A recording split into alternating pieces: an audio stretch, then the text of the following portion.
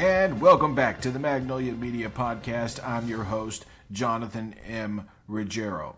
Well, we start today with a slightly abbreviated version of our typical podcast. I likely won't go on for a solid hour, but I do want to start with Nikki Hailey and the absolute cowardice of everyone who wishes to remain a part of today's fascist movement, aka the Republican Party. As Trump's hate rally in the Bronx went over like a lead balloon, it was similar to his hate rally in Wildwood, New Jersey, where supposedly 100,000 people showed up to the event. No. To the town itself, because the event venue would only hold 10 or 11,000 people total. And one would have to think that a fire marshal in a political position in America would have shut it down if 100,000 people had tried to jam themselves into a space fit for 10,000 people. But legacy media runs with whatever legacy media wishes to run. We see that as no action has been taken by MSNBC, NBC News, or the New York Times when it comes to Katie Tur or Maggie Haberman. Now, we don't expect anything from News Nation and Chris Cuomo. He already lost the only real job he'll ever have. That was, of course, being the primetime host on CNN. Well, now we are faced with Nikki Hailey.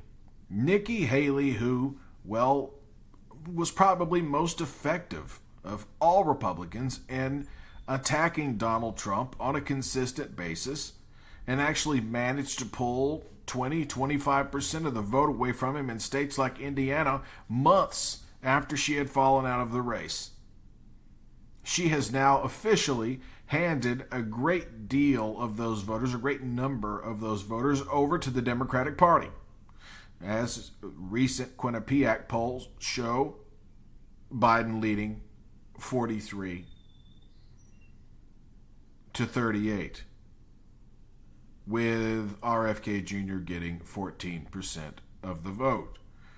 A lesson, Trump, when you make a deal with the devil, don't be surprised when the devil costs you the election. And that appears to be what's happening with RFK Jr., pulling more votes from Dementia J. Trump than from Joe Biden. Of course, we still have Moscow, Jill Stein, and the deluded Cornel West with which to deal, but their polling is so pathetic that I doubt it'll have a major impact on this race.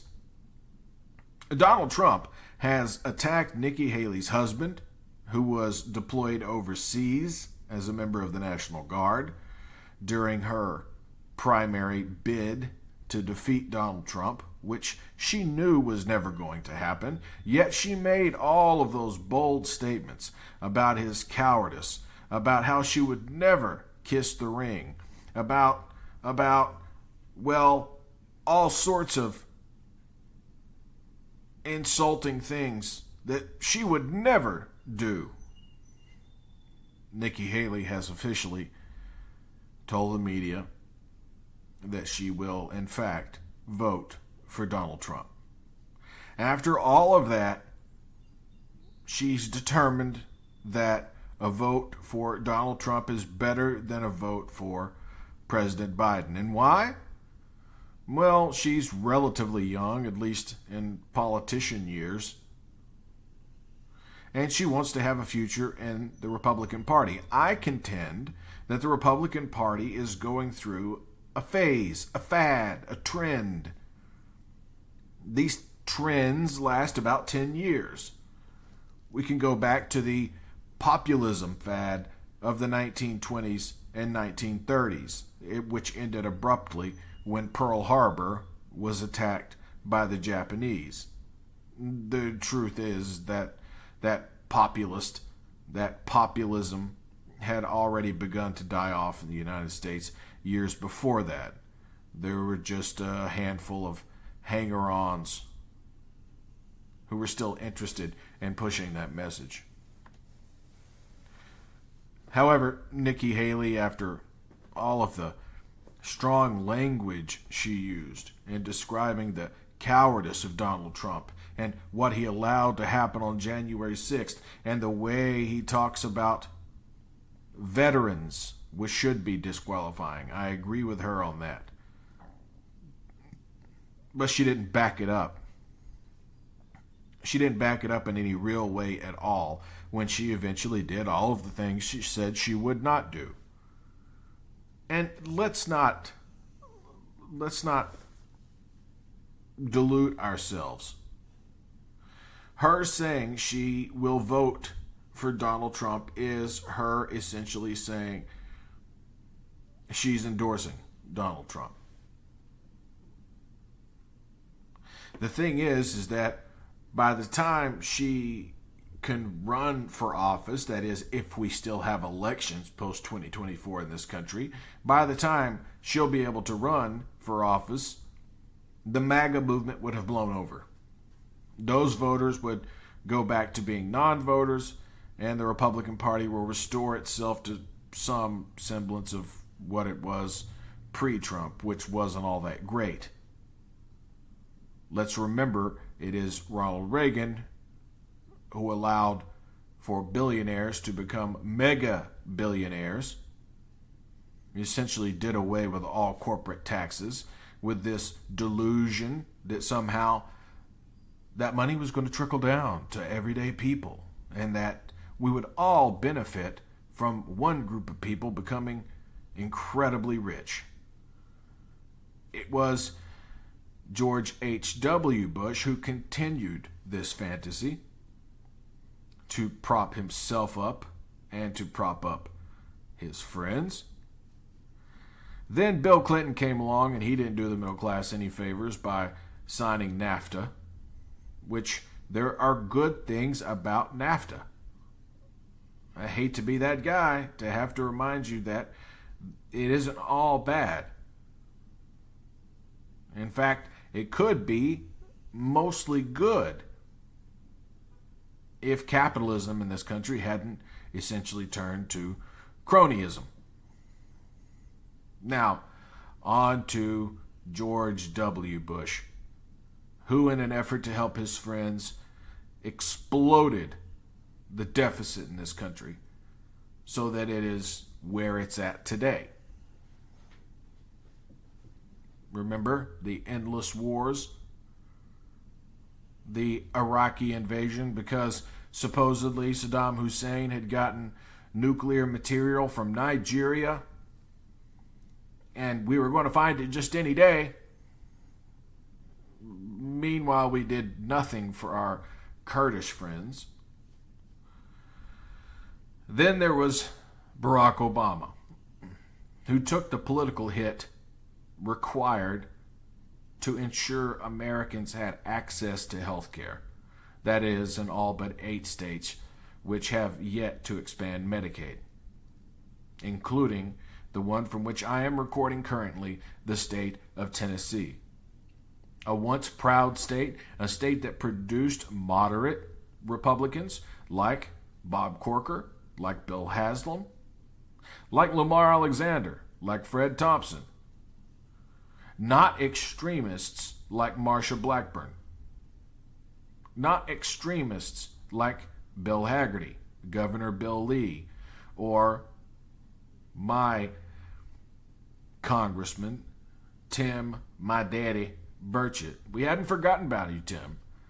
We know you probably don't listen to our podcast, as we are not a big-time podcast, and we want as many people to listen as possible. If we could get to 1,000 listeners internationally per episode, we'd be in great shape. We're just not there yet. We're trying to build this thing with our bare hands and with what money we can raise.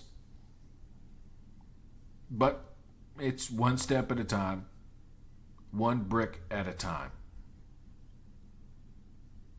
But it doesn't take anything away from Nikki Hailey. Nikki Hailey. Nikki Hailey, who has disgraced herself, humiliated herself, after saying so many things about Donald Trump, about how unfit for office he is. So I decided to pull a few of them and give you a little soundbite, like this little tidbit. Was way too much. They didn't want to be left out of the club. Of course, many of the same politicians who now publicly embrace Trump privately dread him. They know what a disaster he's been and will continue to be for our party. They're just too afraid to say it out loud. Well, I'm not afraid to say the hard truths out loud. I feel no need to kiss the ring.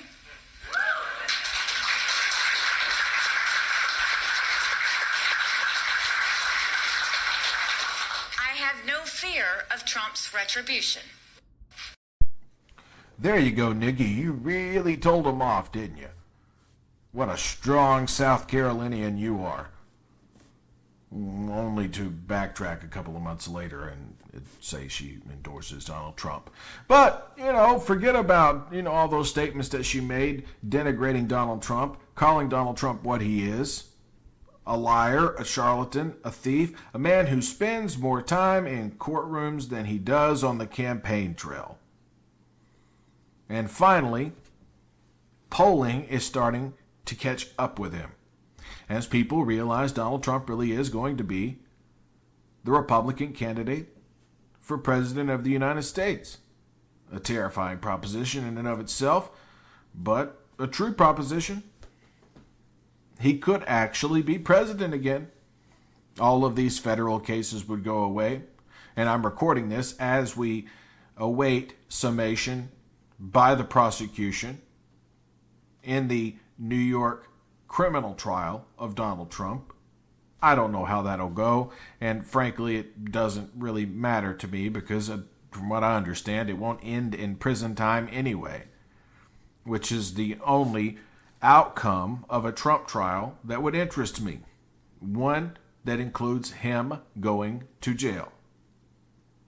So as a hillbilly liberal who's been a Democratic activist most of his adult life, I can only say that I hope things go well for the prosecution. I hope that they tarnish the image of a man whose image is already so tarnished it's the same color as his spray tan, Rust-Oleum number 45. But who can say for sure? Who really knows? I honestly have no idea. But here we are. The thing is that these fads, these trends in politics and music and media and fashion and culture and food, they tend to fade, and it takes about a decade.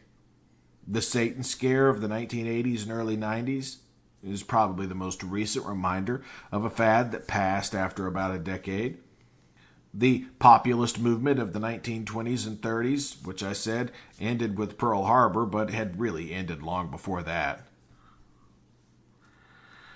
The hippie movement started, say, 1962, 63, and was over by 72 and 73, when reality set in that it really wasn't a sustainable way to live. So, Nikki Hailey and her hypocrisy knows no bounds, just like the rest of the Republican Party. Lindsey Graham, terrible things to say about Trump in 2016 when he was running against him. Marco Rubio, who is now a Trump whore. I mean, he's nothing more than a prostitute for Donald Trump as he bids for that VP position because he wants gallows erected for him the way they were for Mike Pence. At least that's all I can really assume. I'm not sure about Lil Marco.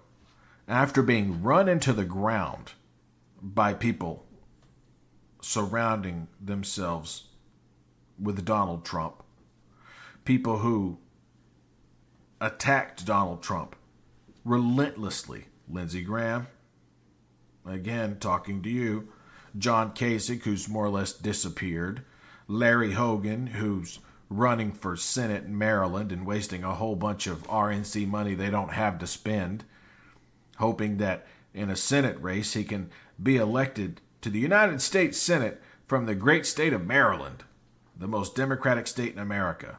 Well, good luck with that, Larry, and your quote-unquote moderate Republican position. There is no moderate Republican position. You either do what Nikki Hailey did, kiss the ring, bend the knee, or you fall by the wayside. You become persona non grata, the way, Liz Cheney and Adam Kinzinger have become. At least they can sleep at night. At least they didn't sell out their country and their morals for something less and something grotesque in Donald Trump. And what happened to our big money donors? Did they all shift over to Donald Trump?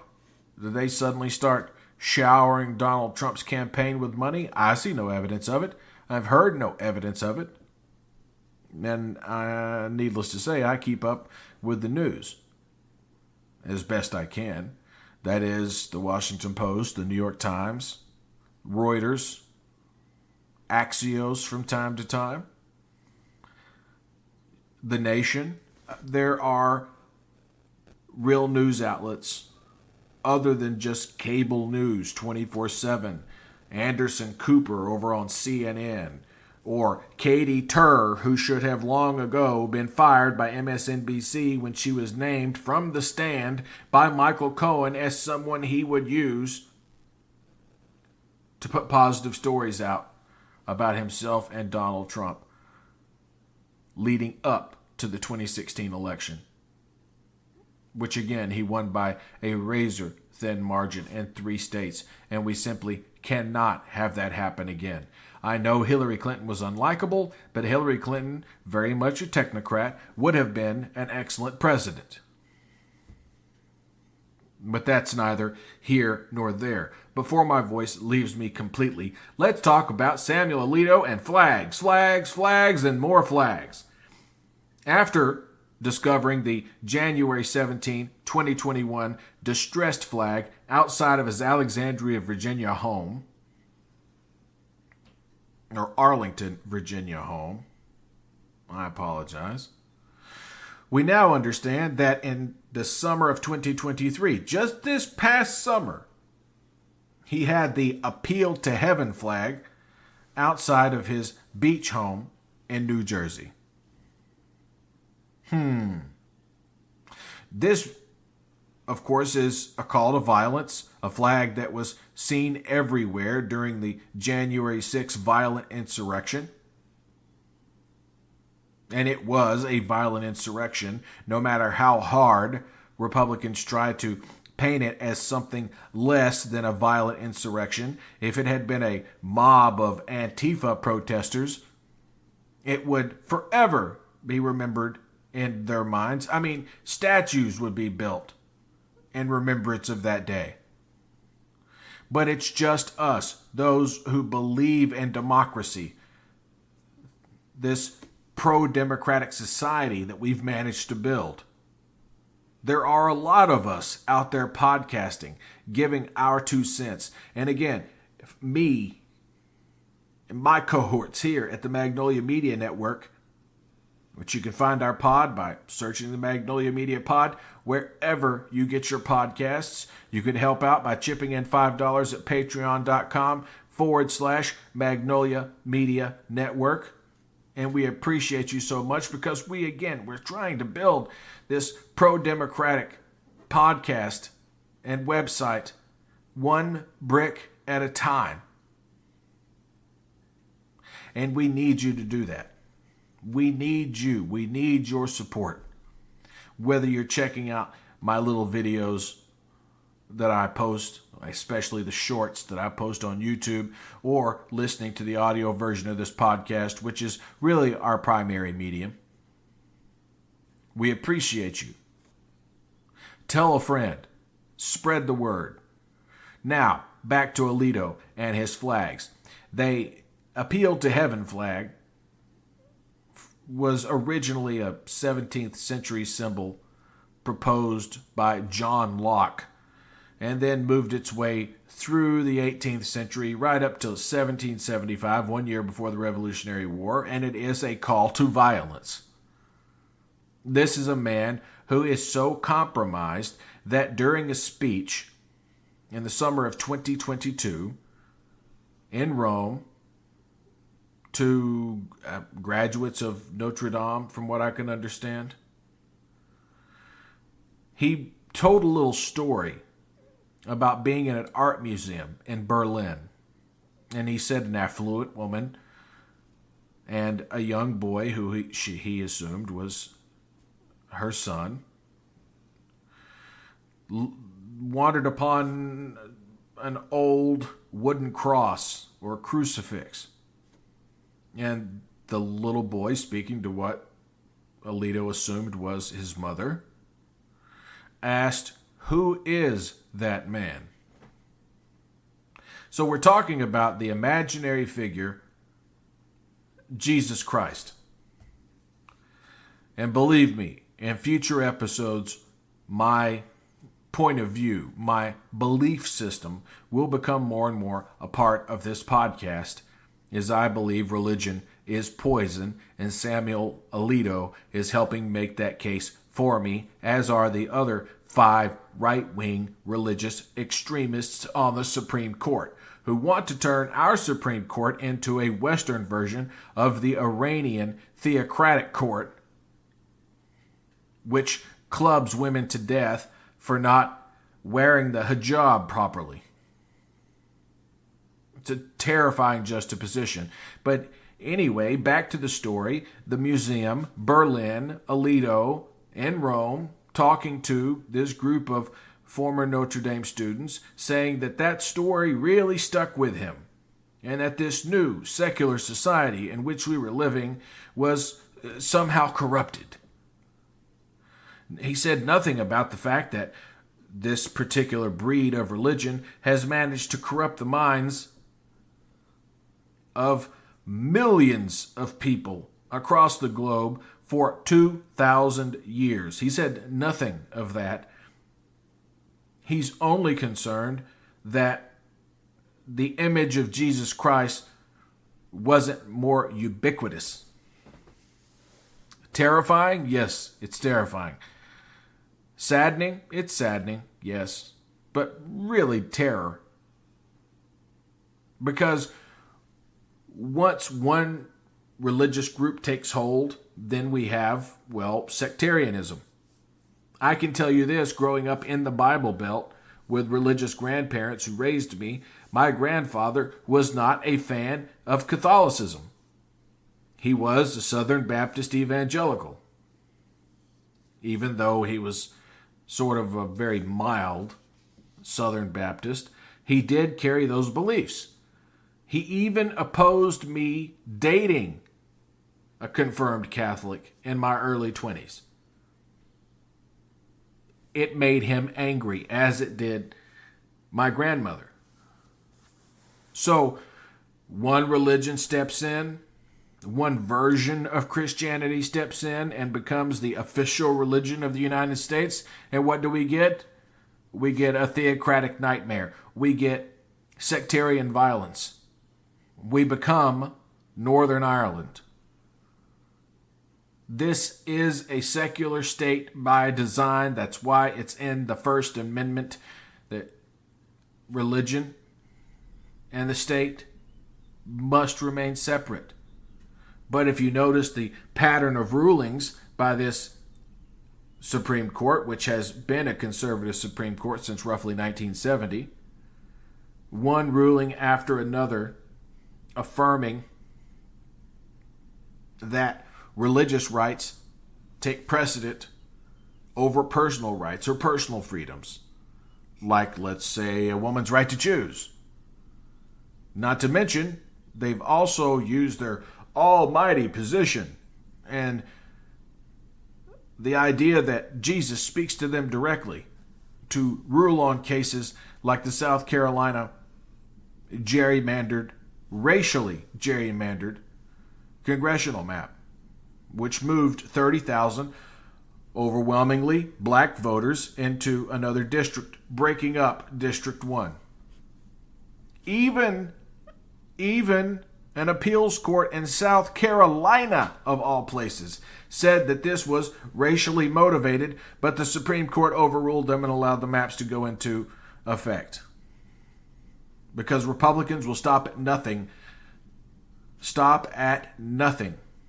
to quench their thirst for power. That's all this is about. That's all it's about. And as these movements die off and become less and less popular, we'll see retirements from the bench. We'll see a large swath of Americans come back into the Democratic fold, hoping that we just forget who they are and what they've done to our country, hoping that that'll just, sort of fly right over our heads. Do you even remember that Trump thing? No, I don't remember. Who's Donald Trump? That'll be the case. It might take a total of 12 to 15 years, but at some point that's what's going to happen. We'll go back to having pretty traditional Republican candidates like Paul Ryan and Mitt Romney. And now, finally, an A-plus pollster like Quinnipiac is showing Biden with a lead, even though Kennedy is getting 14% of the vote. That means Kennedy is killing the man who paid to get him out there. $25 million paid by the same billionaire to both Trump and RFK Jr. Obviously, that billionaire thought that helping boost RFK Jr. would drown Joe Biden, and instead it's beginning to work in the opposite way. By the way, a shout out to Brian Tyler Cohen. Brian Tyler Cohen is infamous on YouTube. He's been viewed billions of times. His videos have. If you don't know him, you should know him. Check the man out. He does incredible work. And in this Sunday's episode, he interviewed the brain worm, the tumor that is RFK Jr. And he took him to task. And RFK Jr., in that voice that's, stomach churning and headache inducing, did his best to dance around the brain worm, which he used as an excuse not to pay alimony back in 2012. And now changes his story and says that, no, it wasn't the brain worm, it was the mercury poisoning. So you have more illnesses. You have more things for us to worry about. We've got Samuel Alito flying hate flags. We've got Donald Trump holding hate rallies. We've got all of this happening at one time. And then Captain Brainworm coming along, who, by the way, his anti-vaccine message means that if he had been president of the United States, we would still be dealing with the COVID pandemic right now. It would be rolling lockdowns even in states like Florida, because at the end of the day, once everything had shaken out, Florida had the highest death rate per capita of any state in the country. So people applaud. They applaud. Ron, you did a great job. Well, except for all the dead people. And of course, RFK Jr. writes that off to Florida having an older population. And that it really hit New York City. No, it hit New York City first. It hit New York City a full year and a half before we had an answer in the form of a vaccine. And yeah, it killed a lot of New Yorkers. Sure did. It was a sad thing. Because New York is the crossroads of the world. And when this deadly virus was going around in November of 2019 and Donald Trump did nothing about it, it got to New York in March or February of 2020. In some small way, Trump probably celebrated that because at that point he hated New York for being a liberal bastion. And it's ironic that he's now awaiting a jury verdict to find out whether or not he'll be a convicted felon by a group of his peers in Manhattan. But anyway, I digress. Back to the point. In the early days, it was. The COVID pandemic was concentrated in cities like New York. But quickly it spread throughout the country. And then it wasn't just a blue state problem, which, by the way, Donald Trump would condition aid in many ways on whether or not you voted for him. He had to provide emergency assistance to blue states kicking and screaming, while he couldn't wait to give it to red states. A real president like President Biden doesn't hesitate to help all states, red, blue, purple, or like Tennessee, gray, because we don't have a large enough sample to know if Tennessee's really a Republican state, or if it's a purple state, or if it's a lean blue state. Because only 50 some odd % of people actually vote in the state of Tennessee. Of course, public schools are dumpster fires at this point, thanks to Bill Lee and his conservative agenda. That is to kill off public schools and replace them with charter schools so that intelligent design can be taught in biology class. Well, I say this, go ahead, let them teach it. Let them have equal time. As long as every Sunday school and every church that takes a tax write-off as a church is required by the federal government to teach Darwinism. Not by someone who works in the church, not by a Sunday school teacher, but by an outside scientist who has no real use for religion. So we're not talking about Francis Collins here from the National Institute of Health, which, by the way, is a very respectable Christian. He's a devout Catholic. But at the same time, he's a scientist and a man who can separate the two. The issue we have today is that we have people in Congress, in the Senate, people running for president. And Donald Trump is not a Christian, make no mistake. He's a charlatan who will just do whatever as long as it gets him some votes. The charlatan Donald Trump. We have people who are capable of checking their religion at the door. And those people should be admired because they can have both faith and facts in their life without being eternally conflicted, like Samuel Alito. And with that, I will say this one more time. I appreciate everyone listening to this podcast. We have listeners in Germany. We had a couple listeners in Russia until not too long ago. We have listeners all over this great country of ours, including Canada, Great Britain. We appreciate each of you for listening in. We'll have another podcast ready for you in the next couple of days. In the meantime, follow me on Instagram at Magnolia John 2024. You'll also find me on Twitter X.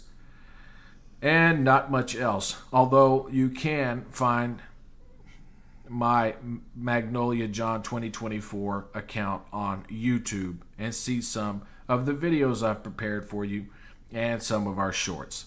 And if you want to help us, and we really appreciate your help, we need it to stay around. We want to grow a media network in an environment where media is hermetically sealed. It's Fox News or nothing.